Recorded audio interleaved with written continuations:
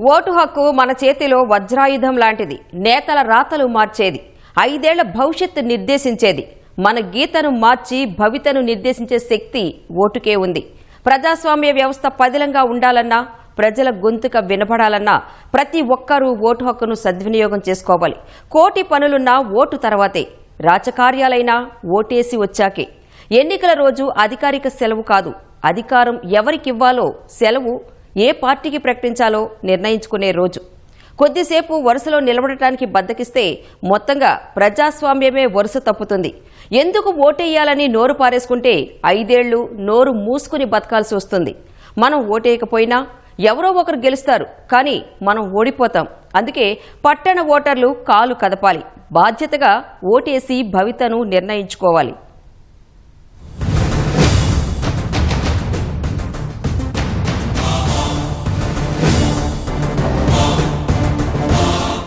ప్రజాస్వామ్య వ్యవస్థలో ఓటు పౌరుల చేతుల్లో తిరుగులేని ఆయుధం. అవినీతి పాలకులపై వేటు వేసి సమర్థమైన నేతలకు పగ్గాలు అప్పగించే సాధనం. అభ్యర్థుల గుణగణాలు, విద్యార్హతలు, గత చరిత్రను చూడకుండా ఓటు వేయడం ఎంత తప్పో అసలు ఆ హక్కునే వినియోగించుకోకపోవడం అంతే తప్పు. ఒక విధంగా చెప్పాలంటే ప్రజాస్వామ్య వ్యవస్థ దిశ దశను నిర్దేశించే ఓటు హక్కును నిర్లక్ష్యం చేస్తే దేశంలో మనం కోరుకున్న మార్పు ఎప్పటికీ సాధ్యం కాదు. ఓటు హక్కును వినియోగించుకుంటేనే మన పాలకులను నిర్దేశించే స్థితిలో ఉంటాం. ఓటు వేయాల్సిన ధర్మం పాటించనప్పుడు ప్రభుత్వ పథకాల ఫలాలు గుమ్మం దాటి ఇంట్లోకి అడుగు పెట్టాలనుకోవటం స్వార్థమే అవుతుంది. బాధ్యత నిర్వర్తించినప్పుడు బాధలు తీర్చమని నిలదీసే అవకాశం ఎక్కడుంటుంది? అందుకే ఓటు హక్కును వినియోగించుకుంటేనే అసలైన పౌరుడిగా నిలుస్తాం. ఎన్ని పనులున్నా సరే వాటన్నింటినీ పక్కన పెట్టి పోలింగ్ రోజున ఓటేస్తేనే మన కర్తవ్యాన్ని నెరవేర్చిన వారమవుతాం.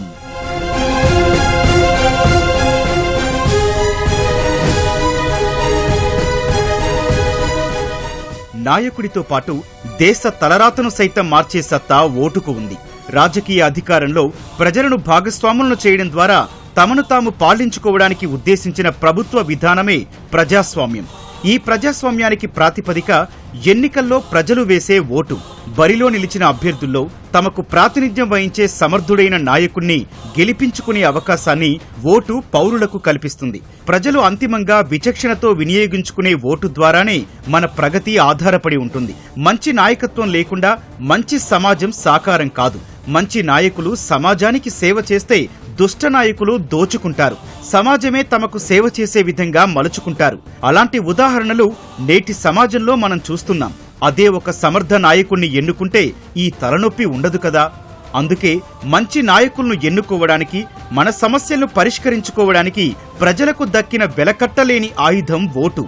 నేతలతో పాటు తమ చుట్టూ ఉన్న సమాజం, తద్వారా దేశం తలరాతను మార్చే సత్తా ఓటుకు ఉంది.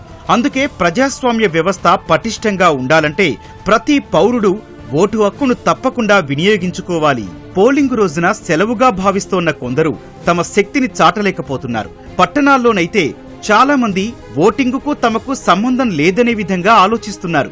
ఆ రోజు విహారయాత్రలకు ప్రణాళికలు వేసుకుంటున్నారు. ఓటును సద్వినియోగం చేసుకోలేక వ్యవస్థలను విమర్శించడం పనిగా పెట్టుకుంటున్నారు. సమాజంలో మార్పుతో కూడిన అభివృద్ధి సాధించాలంటే ప్రతి ఒక్కరూ ముందుకు రావాలి. పోలింగ్ రోజు మనకున్న ఓటు హక్కును సద్వినియోగం చేసుకోవాలి.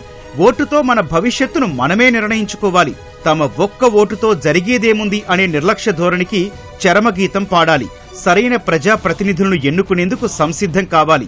అప్పుడే అతిపెద్ద ప్రజాస్వామ్య దేశంగా ఉన్న మన దేశ భవిత సరైన వారి చేతుల్లో ఉంటుంది. నీ కర్తవ్యం నెరవేర్చాల్సిన రోజున బాధ్యతారాహిత్యంగా వ్యవహరిస్తే సమాజమే కాదు, దేశం కూడా మూల్యం చెల్లించుకోక తప్పదు. కొన్నిసార్లు చిత్తశుద్ధితో పనిచేసే ప్రజాప్రతినిధులు, ప్రభుత్వాలు ఎన్నిక కాకపోవడంతో అభివృద్ధిలో వెనకబడుతుండడమే కాకుండా ఎక్కడి సమస్యలు అక్కడే ఉంటున్నాయి. సామాన్యుల చేతిలో ఏకైక పాశుపతాస్త్రం ఓటు హక్కంటే అతిశయోక్తి కాదు. అలాంటి బ్రహ్మాస్త్రాన్ని ఎందుకు కొరగాకుండా చేస్తుంటారు కొందరు. చేతిలోని అస్త్రం వినియోగించకుండా అస్త్ర సన్యాసం చేస్తుంటారు. రకరకాల కారణాలతో ఓటు వేయటం మానేస్తుంటారు. కొంతమందైతే ఓటు వేసేది మన కోసం కాదు, వేరే వారి కోసం అన్న భావనలో ఉంటారు. ఇంకొందరైతే ఓటు ఉంటే ఎంత, లేకపోతే ఎంత అని నిర్లక్ష్యం వహిస్తారు. 5 ఏళ్లకోసారి వచ్చే అవకాశం వదులుకొని సమస్యల్ని పరిష్కరించలేదంటూ విమర్శలు చేస్తుంటారు. ఓటు వేసేవారే ప్రశ్నించగలరన్న సంగతి మర్చిపోతుంటారు. రాజ్యాంగం ప్రసాదించిన ఓటు హక్కును వినియోగించుకోకుంటే ప్రజా ప్రతినిధులను ప్రశ్నించే నైతిక అర్హత కోల్పోతాం. ఓటు హక్కు వినియోగించుకోవడంలో విద్యావంతులే అనాసక్తి ప్రదర్శిస్తుండడం వల్ల సగం ఓట్లు కూడా పొందని వారు ప్రజా ప్రతినిధులుగా ఎన్నికైపోతున్నారు. గెలుపోటముల్లో ప్రతి ఓటు కీలకమైన తరుణంలో కొందరు బాధ్యతారాహిత్యంగా వ్యవహరించడం వల్లే ఈ పరిస్థితి ఎదురవుతోంది.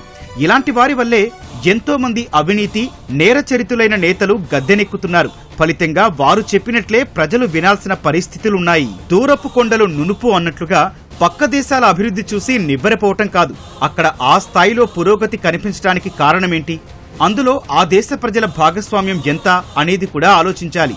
నిజాయితీగా ఓటు వేసి సమర్థవంతమైన నాయకత్వాన్ని ఎన్నుకుంటేనే అన్నీ సాధ్యమవుతాయని గుర్తించాలి.